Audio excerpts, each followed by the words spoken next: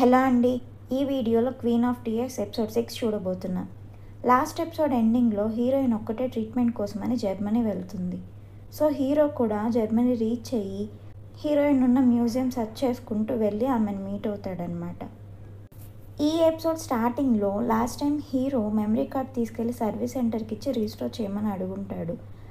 ఆ వీడియోని వాళ్ళు రీస్టోర్ చేస్తే ఆ వీడియోలో వైల్డ్ పిగ్కి ట్రాప్ సెట్ చేస్తూ ఫుడ్ అక్కడ పడేస్తున్నది హంగ్సోచుల్ వైఫ్ అన్నమాట.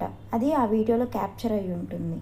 ఆ తర్వాత సీన్లో హంగ్సోచుల్ వైఫ్ ఆమె దగ్గర ఉన్న యాక్సెస్ కార్డ్తో హీరోయిన్ ఇంట్లో లేరని తెలుసుకొని జర్మనీ వెళ్ళారని తెలుసుకొని వాళ్ళ ఇంటికి వెళ్తుందన్నమాట. యున్సంగ్ కూడా ఆమెతో పాటు వస్తాడు. వాళ్ళిద్దరు ఆ ఇంటి లోపలికి ఎంటర్ అయ్యి ఇల్లంతా సెర్చ్ చేస్తూ ఉంటారు. యున్సంగ్ హీరో రూమ్ అంతా సెర్చ్ చేస్తూ ఉంటే అతనికి ఒక సీక్రెట్ లాకర్ కనిపిస్తుంది. బెక్యూన అంతా కరెక్ట్ అయితే ఇలాంటి సీక్రెట్ లాకర్ ఎందుకు మెయింటైన్ చేస్తున్నాడు అంటాడు అతను. అటు హీరోయిన్ కలిసి డిన్నర్ చేస్తూ ఉంటారు. ఆమె కప్ నూడిల్స్ తినాలని ఉందని అడగడంతో అతను నూడిల్స్ ప్రిపేర్ చేసి 3 minutes వెయిట్ చేసి తిందామని చెప్తాడు. అప్పుడు ఆమె సరే ఈ 3 minutes నేను మాట్లాడుతూ ఉంటానని చెప్పి నేను చనిపోయాక మెమోరియల్ సర్వీసెస్ ఏం చేయక్కర్లేదు, నీకు నేను గుర్తొచ్చినప్పుడు జస్ట్ ఎక్కడైనా ఒక్కడే కూర్చొని వైన్ తాగు, కాలంటే అక్కడ నాకు ఇష్టమైన హ్యాండ్ బ్యాగ్స్ పెట్టుకో అని చెప్తుంది. నా ఫ్యూనరల్ అప్పుడు నేనంటే ఇష్టం లేని వాళ్ళు కూడా చాలామంది వస్తారు. సో అలా వచ్చిన వాళ్ళు నా గురించి తిట్టుకుంటున్నారేమో బాగా గమనించు. ఇన్ కేస్ వాళ్ళు నన్ను తిట్టుకుంటూ ఉంటే చనిపోయిన వాళ్ళని డిస్రెస్పెక్ట్ చేస్తున్నట్టు వాళ్ళపైన కేసు పెట్టు. అండ్ ఆల్సో నేను చనిపోయినందుకు ఎవ్వరు ఏడవరు, సో నువ్వు నా కోసం బాగా ఏడు. అలా అని చెప్పి ఎక్కువ ఫీల్ అవ్వద్దు, నువ్వు ఎక్కువ బాధపడినా నేను తట్టుకోలేను, నేను నీతో పాటు ఇంకా ఉండట్లేదని జస్ట్ నా పైన జాలిపడు అని చెప్తూ ఉంటుంది ఆమె. అదంతా విని హీరో ఎందుకు అలా మాట్లాడుతున్నావు, హాస్పిటల్ వాళ్ళు నీకు ట్రీట్మెంట్ రిజెక్ట్ చేశారని ఇలా మాట్లాడుతున్నావా, ఇంకా చాలా ఆపు, 3 minutes అయిపోయింది తిను అంటే హీరోయిన్ లాస్ట్ థింగ్, నేను ఆల్రెడీ వీలునామా రాసున్నాను, మన పెళ్ళికి ముందే రాశాను, మా మదర్ అది రాస్తేనే పెళ్ళికి ఒప్పుకుంటానన్నారు, సో అందుకనే అలా చేశాను, ఆ వీలునామా ప్రకారం నీకు నా ఆస్తులు ఏం రావు, బట్ దాన్ని నేను ఇప్పుడు రివైజ్ చేస్తాను అంటుంది. హీరో సరే రివైజ్ చేస్తానన్నందుకు థ్యాంక్ యూ, బట్ అది ఇప్పుడు కాదు అంటాడు.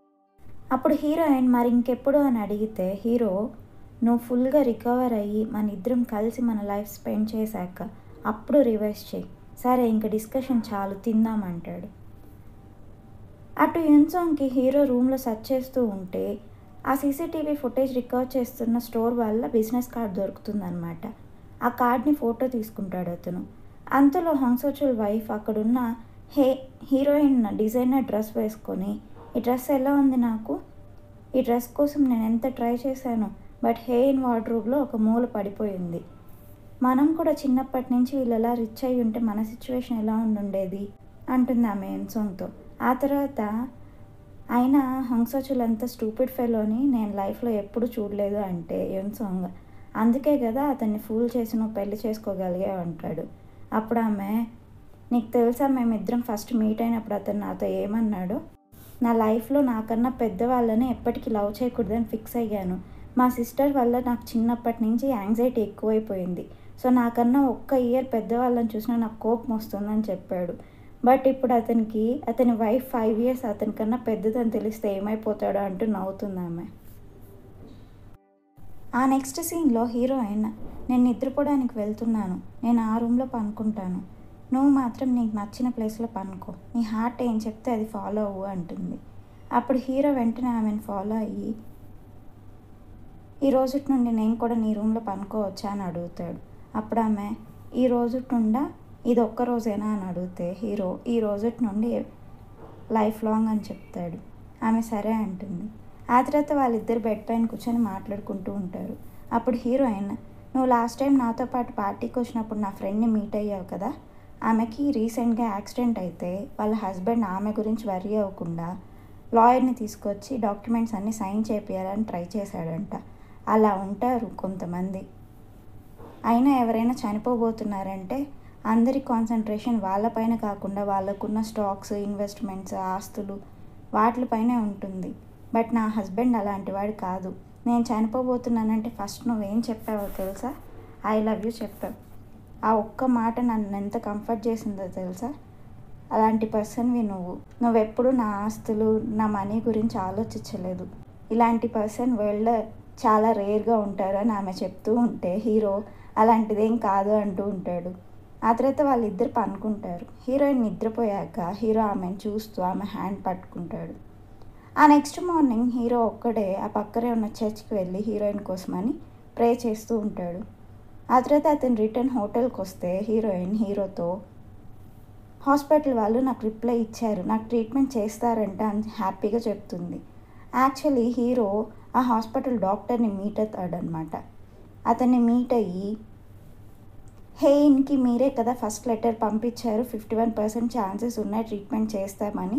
ఇప్పుడు యాక్చువల్ పర్సన్ వచ్చాక ట్రీట్మెంట్ చెయ్యరంటే మీరు ఇచ్చింది ఫాల్స్ స్టేట్మెంట్ కదా, సో నేను మీ పైన కేసు పెడతాను అని చెప్తాడనమాట. సో ఆ డాక్టర్ ట్రీట్మెంట్ చేయడానికి ఒప్పుకో ఉంటాడు. సో హీరో డాక్టర్తో మాట్లాడడం వల్లే హీరోయిన్కి మళ్ళీ రిప్లై ఇచ్చి ఉంటారు వాళ్ళు. అటు యున్సాంగ్ ఆ సర్వీస్ సెంటర్కి వెళ్ళి ఆ మెమరీ కార్డ్ని తీసుకోగలుగుతాడనమాట వాళ్ళకి మనీ ఇచ్చి. ఆ వీడియోని సెక్రటరీకి పంపిస్తే ఆమె ఆ వీడియో తీసుకొచ్చి హంగ్సోచుల్ వైఫ్కి చూపించి కొడుతుంది. చూసావా, ఈ వీడియో కానీ ఇంకెవరన్నా చూసుంటే మన పరిస్థితి ఏంటి, మన ప్లాన్ అంతా బయటపడిపోయి ఉంటుంది, కొంచెమన్నా జాగ్రత్తగా ఉండాలి కదా ఇలాంటి పనులు చేసేటప్పుడు అని తిడుతుంది ఆమె. అప్పుడు ఆమె, నన్ను తిడుతున్నావేంటి, నాకు తెలుసా ఇలా జరుగుతుందని, అయినా మనందరం ఒకే టీం కదా, సో ఒకరికొకరు సపోర్ట్ చేసుకోవాలి కానీ ఇలా తిడతావేంటి అంటుంది. అప్పుడు ఆ సెక్రటరీ, అందరూ నిన్ను మేడం అని పిలుస్తున్నారని చెప్పి నువ్వేదో ప్రిన్సెస్ అని ఫీల్ అవ్వద్దు, నువ్వు వచ్చిన పని ఏంటో గుర్తుపెట్టుకో అంటే, అప్పుడు ఆమె, నాకు బాగా గుర్తుంది, అయినా ఈ క్వీన్స్ ఫ్యామిలీ మెంబర్ అవ్వడం కన్నా నరకం ఇంకేది ఉండదు, ప్రశాంతంగా స్మోక్ కూడా చేసుకోలేకపోతున్నాను, ప్రతి దగ్గర సీసీటీవీ కెమెరాలే ఉన్నాయంటుంది. ఆ నెక్స్ట్ సీన్లో సెక్రటరీ హీరోయిన్ మదర్కి మెసేజ్ చేస్తూ, మేడం మీకు ఒక విషయం చెప్పాలి, బెక్యూనోకి హేయన్ వీల్నామా గురించి తెలుసు, అది తెలిసినప్పటి నుంచి అతను వర్క్ ప్లేస్లో కొంచెం రెక్లెస్గా బిహేవ్ చేస్తున్నాడు, హంగ్సోచుల్ ప్రాజెక్ట్కి కూడా అడ్డు చెప్తున్నాడు, చైర్మన్ కూడా అతని మాట వింటున్నాడు అని చెప్పగానే ఆమెకు కోపం వస్తుంది. అటు హంగ్సోచుల్ చైర్మన్తో ప్రాజెక్ట్ కోసం ఎంత కన్విన్స్ చేసినా అతను ఒప్పుకోడనమాట. యాక్చువల్లీ హంగ్సోచుల్ వైఫ్ అండ్ యున్సాంగ్ ఒకే ఆర్ఫనేజ్లో చిన్నప్పుడు పెరుగుంటారనమాట. ఒకరోజు క్వీన్స్ ఫ్యామిలీ ఆర్ఫనేజ్ని విజిట్ చేసినప్పుడు యున్సాంగ్ వాళ్ళు ఫస్ట్ టైం హంగ్సోచుల్ అండ్ హీరోయిన్ని అక్కడ మీట్ అయ్యి ఉంటారనమాట. ఆ నెక్స్ట్ సీన్లో క్వీన్స్ ఫ్యామిలీ మొత్తం లంచ్ కానీ గ్యాదర్ అయ్యి ఉంటారు. అప్పుడు హంగ్సోచుల్ వాళ్ళ బేబీని చూసి చైర్మన్, బేబీకి DNA టెస్ట్ చేశారు కదా, బేబీ చాలా హ్యాండ్సమ్ అండ్ స్మార్ట్గా కనిపిస్తున్నాడు, అస్సలు హంగ్సోచుల్ పోలికలు రాలేదు అంటాడు. అప్పుడు ఆ సెక్రటరీ, DNA టెస్ట్ చేశాం సార్, టెస్ట్ రిజల్ట్స్ మీరే స్వయంగా చూశారు అని చెప్తుంది. అప్పుడు హంగ్సోచుల్ కోపంగా, మీరు నా పేరెంట్స్ని అవమానించినా కానీ నేను పట్టించుకోను, బట్ నా వైఫ్ అండ్ నా బేబీని ఏమన్నా అంటే నేను ఊరుకోనని చెప్పి అక్కడి నుంచి వాళ్ళ వైఫ్ని తీసుకుని వెళ్ళిపోతాడు. ఆమెకు సారీ చెప్పి, మా ఫ్యామిలీలో నేనే వీకెస్ట్, మా గ్రాండ్ ఫాదర్ ఎప్పుడూ నన్ను తిడుతూనే ఉంటారు, అందుకే నిన్ను కూడా వాళ్ళు సరిగ్గా ట్రీట్ చేయట్లేదు, సారీ, ఈ నెక్స్ట్ ప్రాజెక్ట్ మాత్రం ఖచ్చితంగా సక్సెస్ అయ్యేలా చేస్తాను, నీకోసమైనా చేస్తాను అని చెప్తాడు ఆమెతో అతను. ఆ తర్వాత సీన్లో ఆ సెక్రటరీ హీరో రూమ్కి వెళ్ళి టెక్నీషియన్స్ని తీసుకొచ్చి హీరో రూమ్లో ఉన్న సీక్రెట్ లాకర్ ఓపెన్ చేస్తుంది. ఆ లాకర్లో ఉన్న డైవర్స్ అగ్రిమెంట్ పేపర్స్ ఆమె చూస్తుంది. అటు హీరో హీరోయిన్ కలిసి జర్మనీ సిటీ మొత్తం తిరుగుతూ ఉంటారు. అక్కడున్న స్ట్రీట్ మార్కెట్స్ మొత్తం చూస్తూ ఉంటే హీరోయిన్కి అక్కడ ఒక స్టాల్లో 4 లీఫ్ ఫ్లవర్ అమ్ముతుంటే కనిపిస్తుంది అనమాట. ఆ లీఫ్ తీసుకుంటే లక్ కలిసి వస్తుందని చెప్పడంతో ఆమె ఆ లీఫ్ కొనుక్కుంటుంది. ఆ నెక్స్ట్ సీన్లో హీరోయిన్ ట్రీట్మెంట్ కోసం రెడీ అవుతూ ఉంటుంది. హీరో దగ్గరకు వచ్చి, నేను రీసెంట్గా 3 kgs గెయిన్ అయిపోయాను, చనిపోయే ముందు లావ్ అవ్వడం ఏంటి, లైఫ్ అంతా అందంగా ఉండి ఇప్పుడు చనిపోయే ముందు లావ్ అయ్యి నేను అగ్లీగా అయిపోతానా, ఇదెంత అన్ఫేర్ అంటే, హీరో, ఏం వరి అవద్దు, నువ్వు ఎంత లావుగా అయినా అందంగానే ఉంటావు, పట్టించుకోవద్దు అంటూ నవ్వుతాడు. అప్పుడే అక్కడికి నర్స్ వచ్చి ట్రీట్మెంట్కి రమ్మని పిలుస్తుంది. సో హీరోయిన్ నర్స్తో పాటు లోపలికి వెళ్తూ ఉంటే ఆమెకు ఒక బాబు ఎదురొస్తాడు. ఆ బాబుని చూసి హీరోయిన్ ఆ బాబుని ఫాలో అవుతూ హాస్పిటల్ బయటకు వెళ్ళిపోతుంది. అలా రోడ్లోకి వెళ్ళిపోతుంది. అటు హీరో ఏమో హీరోయిన్ కోసం హాస్పిటల్లో వెయిట్ చేస్తూ ఉంటే నర్స్ అక్కడికి వచ్చి, మీ వైఫ్ హాస్పిటల్ బయటకు వెళ్ళిపోయినట్టుంది, సీసీటీవీ కెమెరా వీడియో చూస్తే ఆమె గేట్ దాటి బయటకు వెళ్ళినట్టు కనిపించింది అని చెప్పడంతో హీరో కంగారు పడుతూ ఆమె కోసం వెతుక్కుంటూ ఆ స్ట్రీట్స్ మొత్తం వెతుకుతూ ఉంటాడు. ఒక స్ట్రీట్లో ఎవరో ఒక పర్సన్ పడిపోయి ఉండడంతో అక్కడంతా క్రౌడెడ్గా ఉంటే అది హీరోయిన్ ఏమో అని టెన్షన్ పడుతూ హీరో వెళ్ళి చూస్తే అక్కడ పడిపోయి ఉండేది వేరే పర్సన్ అనమాట. అప్పుడే హీరోయిన్ అక్కడికి వచ్చి హీరోతో నాకు ఆకలిగా ఉంది అంటుంది. హీరోయిన్ సేఫ్గా ఉండడంతో అతను రిలీఫ్ ఫీల్ అయ్యి ఆమెను వెంటనే హగ్ చేసుకుంటాడు. అప్పుడు హీరోయిన్ ఎప్పటి నుండి నా కోసం వెతుకుతున్నావు అని అడిగితే హీరో 1 అవర్ నుండి వెతుకుతున్నాను, ఈసారి ఏం జరిగిందో గుర్తుందా అని అడిగితే హీరోయిన్ గుర్తుంది, హాస్పిటల్లో నాకు మా బ్రదర్ కనిపించినట్టు అనిపించింది. సో అతన్ని ఫాలో అవుతూ నేను హాస్పిటల్ నుండి బయటకు వచ్చేసి రోడ్డు వరకు వచ్చేసాను. యాక్చువల్లీ నాకు 9 years ఉన్నప్పుడు మేము ఒక సమ్మర్ వెకేషన్కి వెళ్ళాము. ఆ వెకేషన్లో నేను బోట్ రైడ్ చేస్తూ ఉంటే వాటర్లో పడిపోయా. నన్ను మా బ్రదరే సేవ్ చేశారు. నన్ను సేవ్ చేయడంలో అతను చనిపోయాడు. మా బ్రదర్ నా వల్ల చనిపోయాడని చెప్పి మా మదర్ డిప్రెషన్కి వెళ్ళిపోయి నన్ను చాలా ఇయర్స్ ఫర్గివ్ చేయలేకపోయింది అని చెప్పి ఆమె బాధపడుతూ ఉంటే హీరో అది నీ తప్పు కాదు అంటాడు. ఆమె తెలుసు, కానీ ఆ గిల్ట్ అలాగే ఉండిపోయింది. నేను అతని లైఫ్ లాగేసుకున్నానేమో అనిపిస్తుంది అప్పుడప్పుడు. చనిపోయే టైం దగ్గరకు వచ్చినప్పుడు మనమంటే ఇష్టం ఉన్న వాళ్ళు కనిపిస్తారని చెప్తారు కదా, సో నా టైం అయిపోతున్నట్టుంది, అతను నాకు కనిపించాడు అంటుంది హీరోయిన్. అప్పుడు హీరో నీకు ఇచ్చిన injection side effects hallucination, so అది జస్ట్ హెల్యూసినేషనే, నువ్వు అనుకుంటున్నట్టు ఏం కాదు, ధైర్యంగా ఉండు. ఇలాంటి సీరియస్ ఇల్నెస్ రికవర్ అవ్వాలంటే చాలా స్ట్రెంగ్త్ కావాలి, ఏం కాదు, నువ్వు ఎక్కువ వరీ అవ్వద్దు అని చెప్తాడు. అటు హీరో ఆ సర్వీస్ సెంటర్కి కాల్ చేస్తూ ఉంటే వాళ్ళ ఫోన్ నెంబర్ వర్క్ అవ్వదన్నమాట. ఆ సర్వీస్ సెంటర్ వాళ్ళు యున్సాంగ్ దగ్గర మనీ తీసుకొని వాళ్ళ షాప్ కంప్లీట్గా క్లోజ్ చేసేసి అక్కడ నుండి వెళ్ళిపోతారు. ఆ నెక్స్ట్ సీన్లో యున్సాంగ్ చైర్మన్ కోసమని ఆ నెపోలియన్ పెయింటింగ్ తెప్పించి గిఫ్ట్గా ఇస్తాడనమాట.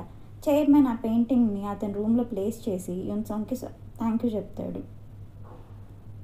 వాళ్ళు అలా మాట్లాడుకుంటూ ఉంటే చైర్మన్ స్టాఫ్ అక్కడికి వచ్చి చైర్మన్తో మన finance team head mister song చేస్తున్న ఫండ్ ప్రాసిక్యూషన్కి తెలిసిపోయింది, వాళ్ళు ఇన్వెస్టిగేషన్ చేయడానికి వస్తారు అని చెప్తే చైర్మన్ కోపంగా ఇప్పుడు ఆ ప్రాసిక్యూషన్ జరిగితే అతని గురించి ఇన్వెస్టిగేట్ చేస్తూ అది లాస్ట్కి నా దాకా వస్తుంది, ఇది ఎవరో కావాలని చేశారు, మనకు దగ్గరగా ఉన్న వాళ్ళకి ఈ డీటెయిల్స్ అన్నీ తెలుస్తాయని అరుస్తాడు. ఆ తర్వాత అతను జరిగిందంతా అతని సెకండ్ వైఫ్కి చెప్తూ ఉంటే వాళ్ళు మాట్లాడుకుంటూ ఉంటే ఆమె చైర్ కింద ఒక లిజనింగ్ డివైస్ కనిపిస్తుంది అనమాట. అది తీసి ఈ డివైస్ ఏంటి అని అడుగుతుంది. సో చైర్మన్ వెంటనే ఫ్యామిలీ మొత్తాన్ని పిలిపించి ఇలాంటి పనులు ఎవరు చేస్తున్నారు, మా రూమ్లో మేము మాట్లాడుకునేదంతా వినడానికి సీక్రెట్గా ఈ డివైస్ పెట్టారని అందరిని అరుస్తాడు. టెక్నీషియన్స్ని పిలిపించి ఆ డివైస్ గురించి ఎంక్వైరీ చేస్తే వాళ్ళు దాని గురించి సెర్చ్ చేసి ఈ డివైస్ వర్క్ అవ్వాలంటే 2 kilometers రేడియస్లోనే రిసీవర్ ఉంటుంది, ఈ ఇల్లంతా చెక్ చేస్తే తెలుస్తుంది అని చెప్తారు. సో చైర్మన్ ఇల్లంతా సెర్చ్ చేయమని ఆర్డర్ చేస్తే వాళ్ళు అలా సెర్చ్ చేస్తూ ఉంటే హీరో రూమ్లో రిసీవర్ కనిపిస్తుందని. సో ఆ రికార్డింగ్స్ అన్నీ ఓపెన్ చేసి చూస్తే వాళ్ళు మాట్లాడుకున్న ఆడియో మొత్తం ఆ రికార్డింగ్స్లో ఉంటుంది. చైర్మన్కి అది చూసి వెంటనే కోపం వస్తుంది. అక్కడున్న సీక్రెట్ లాకర్ని కూడా ఓపెన్ చేయమని ఆర్డర్ చేస్తాడు. హీరోయిన్ వాళ్ళ ఫాదర్ బెక్యూనాకు కాల్ చేసి అడుగుదాం అతను లాకర్ ఓపెన్ చేసే ముందు అని చెప్పినా కానీ చైర్మన్ కోప్పడతాడు.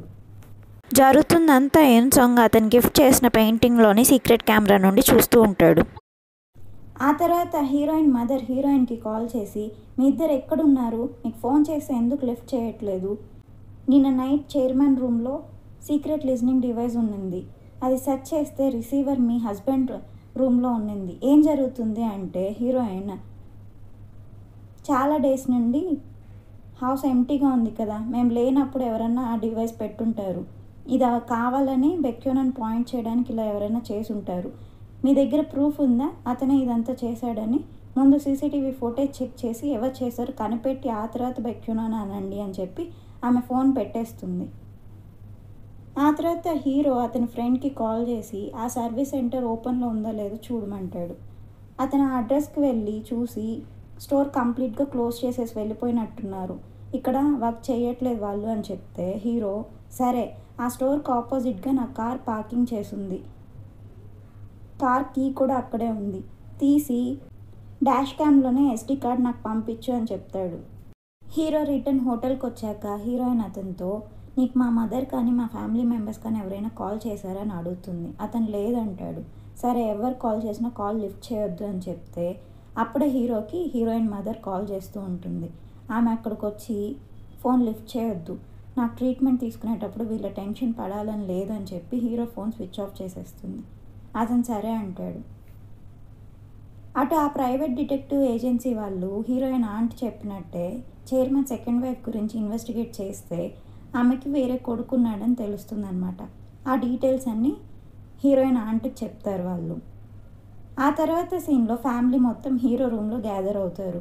అక్కడున్న సీక్రెట్ లాకర్ను ఓపెన్ చేస్తే ఆ లాకర్లోని డైవర్స్ పేపర్స్ చైర్మన్ చూస్తారనమాట. ఫ్యామిలీ మొత్తం డైవర్స్ పేపర్స్ చూసి షాక్ అవుతారు. అటు జర్మనీలో హీరోయిన్ రోడ్ పైన నడుచుకుంటూ మాట్లాడుకుంటూ వెళ్తూ ఉంటే హీరోయిన్ రేపే థెరపీ రిజల్ట్స్ వస్తాయి, నాకు లక్ కలిసి వస్తే బాగుంటుంది అంటుంది. అప్పుడు ఎదురుగా ఉన్న స్టాల్లో చాలా క్యూ ఉండడంతో హీరోయిన్ అంత క్యూ ఉందేంటి, అది ఫేమస్ రెస్టారెంటా అంటే హీరో సరే నువ్వు వెళ్ళి క్యూలో వెయిట్ చెయ్యి, నేను ఇప్పుడే వస్తానని చెప్పి పరిగెత్తుకుంటూ వెళ్ళిపోతాడు. హీరో అలా పరిగెత్తుకుంటూ వెళ్ళి లాస్ట్ టైం వాళ్ళు వెళ్ళిన స్ట్రీట్ మార్కెట్కి వెళ్ళి ఆ లక్ లీవ్స్ అమ్ముతున్న స్టోర్కి వెళ్ళి ఆ లీవ్స్ అన్నీ కావాలని చెప్పి కొనుక్కొని దాన్ని ఒక బొకేలా ప్రిపేర్ చేస్తాడు. రిటర్న్ వస్తూ ఉంటే బ్రిడ్జ్ పైన వాళ్ళు లాస్ట్ టైం హనీమూన్ ట్రిప్కి వచ్చినప్పుడు అక్కడ ప్లేస్ చేసిన లాక్ కోసం హీరో సెర్చ్ చేస్తాడు. 3 years బ్యాక్ వాళ్ళు ప్లేస్ చేసిన లాక్ అక్కడ కనిపిస్తుంది అతనికి. వెంటనే అతను హ్యాపీగా ఫీల్ అవుతూ ఫోటో తీసి హీరోయిన్కి పంపిస్తాడు. అటు హీరోయిన్ ఆ స్టాల్లోని ఫుడ్ పర్చేస్ చేశాక హీరో కోసం అని చెప్పి ఫోన్ స్విచ్ ఆన్ చేసి అతనికి కాల్ చేయడానికి చూస్తూ ఉంటుంది. ఫోన్ స్విచ్ ఆన్ చేయడంతో ఫ్యామిలీ మెంబర్స్ అందరి మెసేజెస్ కాల్స్ అన్నీ ఆమె కంటిన్యూస్గా వస్తూ ఉంటాయి. ఆపోజిట్ రోడ్లో నుండి హీరో బొకే పట్టుకొని పరిగిస్తూ వస్తూ ఉంటాడు ఆమె కోసం. అతను అంత హ్యాపీగా రావడం చూసి హీరోయిన్ అతను ఏం పట్టుకున్నాడు చేతిలో, ఏంటి అంత హ్యాపీగా ఫీల్ అవుతున్నాడు అనుకుంటూ ఫోన్ వైపు చూస్తుంది. అప్పుడు ఒక మెసేజ్లో ఆ డైవర్స్ పేపర్స్ ఫోటో ఉంటుందన్నమాట. అది చూడగానే ఆమె షాక్ అవుతుంది. సిగ్నల్ పడడంతో హీరో రోడ్ క్రాస్ చేసి హీరోయిన్ దగ్గరికి వస్తాడు. బొకే ఇవ్వబోతుంటే ఆమె దాన్ని విసిరేస్తుంది. ఫోటో చూపించి ఏంటిది, ఇది నిజం కాదని చెప్పు, నువ్వు చేయలేదని చెప్పని ఏడుస్తూ అడుగుతుంది. హీరో సారీ నీకు ముందే చెప్పాల్సింది అంటాడు. అలా ఎపిసోడ్ 6 ఎండ్ అవుతుంది. తర్వాత ఏం జరుగుతుందో నెక్స్ట్ ఎపిసోడ్లో చూద్దాం. Thank you for watching.